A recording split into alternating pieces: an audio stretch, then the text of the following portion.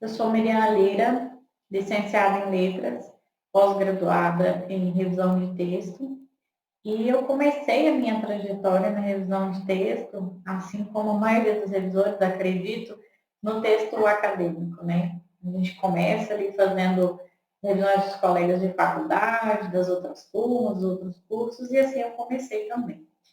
E quando eu era mais jovem, eu cheguei a fazer um estágio na área de jornalismo.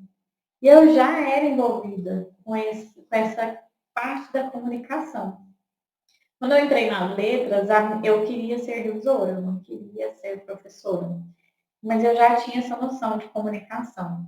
Naquela época, isso em 2010, naquela época não se falava de revisão de texto publicitário, de revisão de texto técnico, se falava só de revisão editorial. E eu, como nunca gostei da mesmice, fui buscar outras oportunidades, outras coisas, né? Eu sempre gostei de novidade. E aí um desses colegas meu da comunicação falou assim, Miriam, por que você não revisa a revista? Eu falei, revista? Fiquei pensando aquilo, né? Falei, nossa, é tão boa, eu gosto de ler, né? Adoro entretenimento, informação e tudo mais. E aí eu fiquei com aquilo na cabeça. Passado alguns meses, esse colega me mandou uma vaga para ser revisora de texto numa revista. Falei, olha, eles estão precisando, né? Na época era para ser parceira de uma revista, um projeto novo. Então seriam duas profissionais na revisão.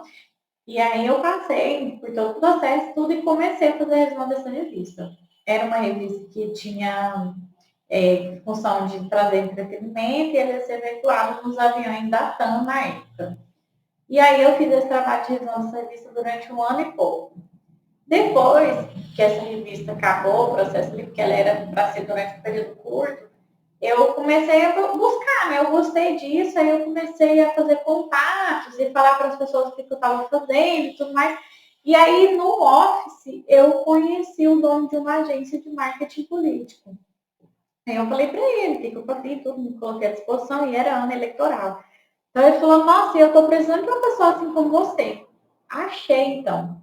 Então, eu comecei a trabalhar na revisão de texto publicitário em agência de marketing político. Então, eu revisei textos de campanhas políticas no meu primeiro ano, dentro oficialmente de uma agência, né? Que até então eu já tinha feito serviços esporádicos e freelancer de revisão de texto publicitário. Dentro dessa agência, eu revisei campanhas políticas, amadureci muito, aprendi bastante sobre marketing político, porque eu era muito crua, né? Eu estava começando e tudo, e aprendi bastante. Finalizadas as campanhas, né? Porque quem trabalha com marketing político sabe que o mercado é sazonal. Finalizadas as campanhas, eu vi uma vaga de revisora para uma agência de publicidade. Precisava de um profissional para revisar uma quantidade muito grande de marcas e tudo mais.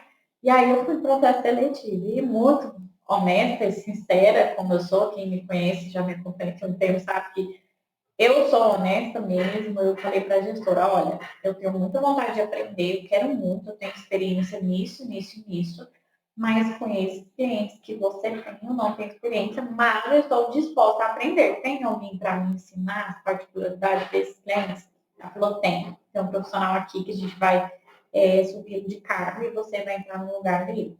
E aí foi, gente, eu fiz trabalho para essa agência, trabalhei com eles durante 3 anos, se não me engano, tem muito tempo isso.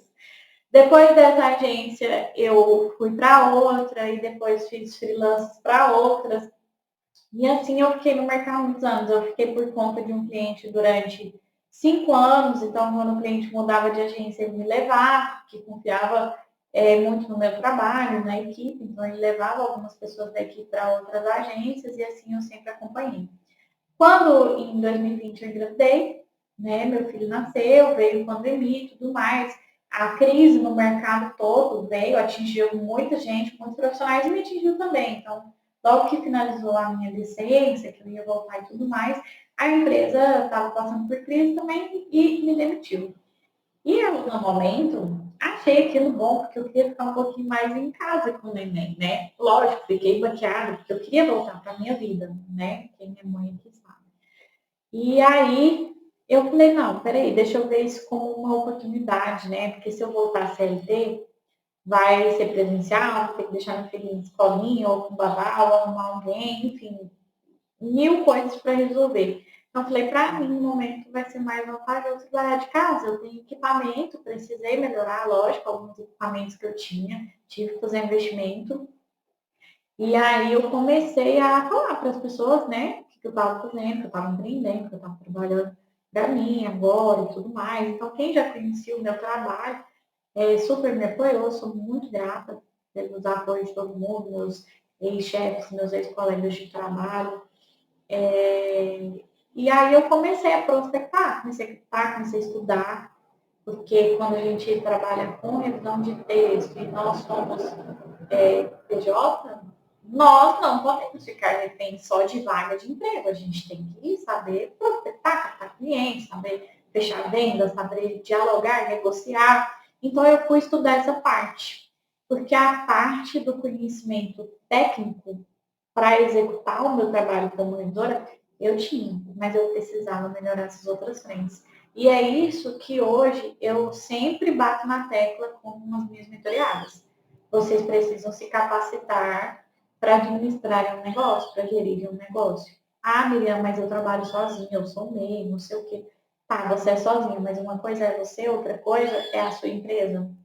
Enquanto você tiver essa visão de que é só você, você não vai conseguir abrir os olhos porque você realmente precisa enxergar, que está na captação de clientes. Então, quando eu vejo muitos revisores reclamando nos grupos que não tem vaga e tudo mais, eu entendo o que vocês passam, eu já passei por isso, eu já estive nesse lugar de enxergar oportunidade só onde tem vaga. Hoje, eu enxergo oportunidade de outras formas, a gente busca, porque qual que é o nosso trabalho? É resolver o problema de uma empresa, ou de uma agência, ou de um cliente fixo, uma pessoa física. Você muitas vezes precisa mostrar para esse cliente que ele tem um problema e que você pode ajudar.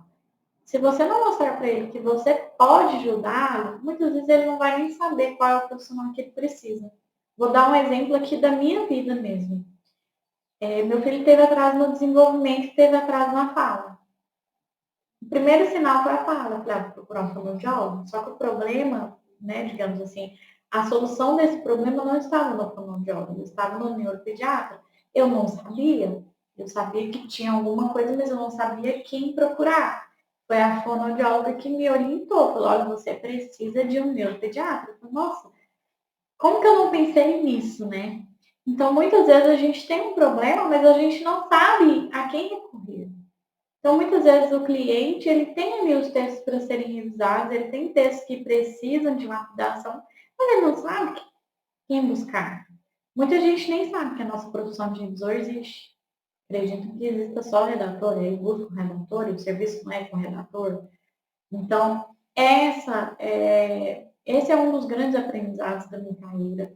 É uma das coisas que eu estou sempre batendo na tecla nos meus cursos e nas minhas mentorias, porque eu acredito que quando a gente decide trabalhar com uma coisa que pouca gente sabe, a nossa função é divulgar essa profissão, é divulgar essa área. E eu estou aqui para isso. A minha missão é de fazer os cursos, de produzir conteúdo nas minhas redes sociais, é toda voltada para isso.